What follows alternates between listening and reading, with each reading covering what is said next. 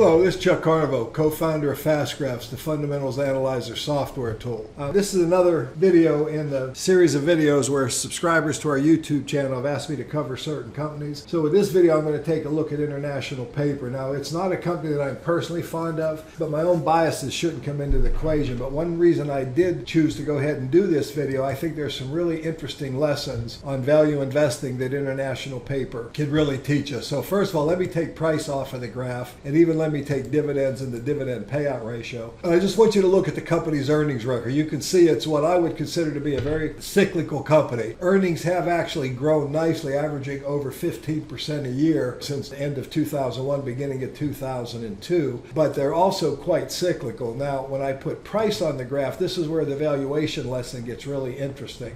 There was a time here, even though earnings growth was pretty good, I can actually scroll back to this period of time and I'll kind of illustrate what I'm talking about. Earnings growth was very strong during this period of time. You can see that earnings went from $1.12 to $2.22 between the end of 2001 through the end of 2007. But what's really interesting here is that the company's stock price really didn't do anything during this period of time, because if I just add a few more years to that, you'll see that earnings growth was actually less than 1% when I go ahead and bring in coming into the Great Recession, because they had a horribly down year there.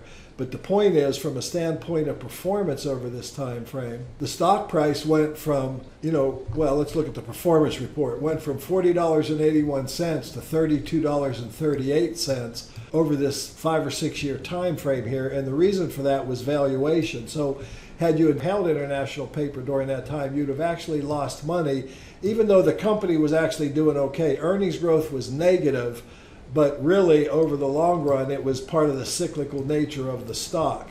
But you could see how high valuation led to very poor performance. Now, if I measured it from the peak in 1999, going back a little further here, to the trough in 2008, you'd have actually lost the majority of your money. You'd have lost, roughly 70, almost 7, we'll call it a little more than 70% of your money, turning $10,000 into $1,247, and only dividends, which, would have actually bailed you out at that period of time, because the company did pay a dividend. But I want you to notice something else about International Paper.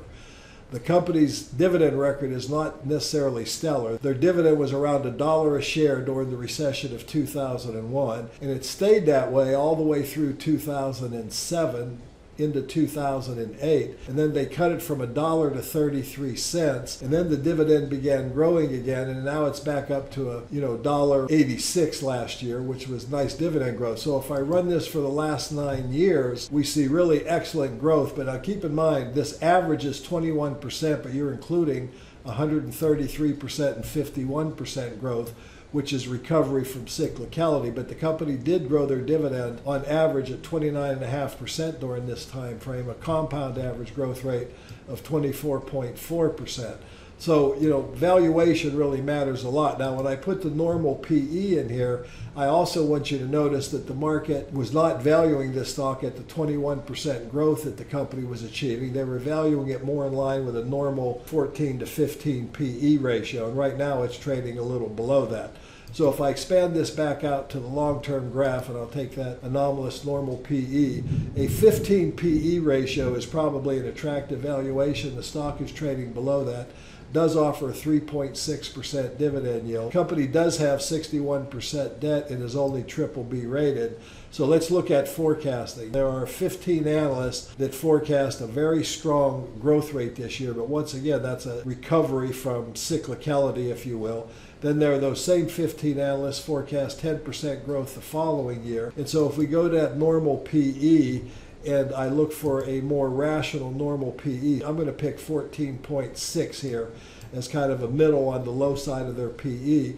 That would mean that this company would offer some really interesting, total return capabilities out for the next year or two, almost 37%. But however, if you look at the analyst scorecard, which is the nature of a cyclical stock, I also want you to notice that analysts have missed earnings estimates 60% of the time when they were making a 1 year, and again 60% of the time when they were making a 2-year forward estimate. And you can see some of those misses have been rather large, over 30%.